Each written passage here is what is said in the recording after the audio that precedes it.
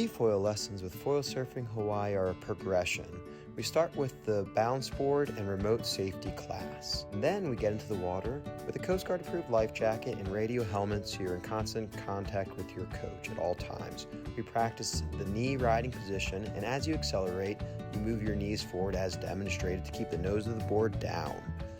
Once you've accelerated to a speed fast enough to foil, you start leaning back your weight towards the tail of the board and do little touch and go foil rides on your knees. And then we work on doing U-turns on our knees, keeping the board in the water without foiling.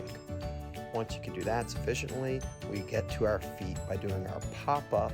When you're doing your drop knee pop-up stance, you want to shift your weight forward and slowly stand up, keeping the board level and the nose down by shifting your hips towards the nose of the board and shifting your stance towards the nose of the board.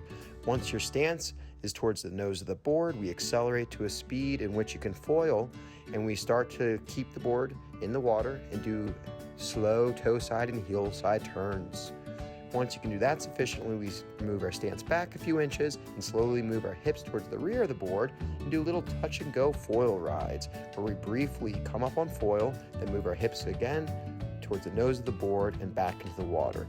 Then you're ready for extended foil rides. We shift our stance even further towards the tail of the board, and now just a little bit of weight shift towards our back foot is going to come up on foil.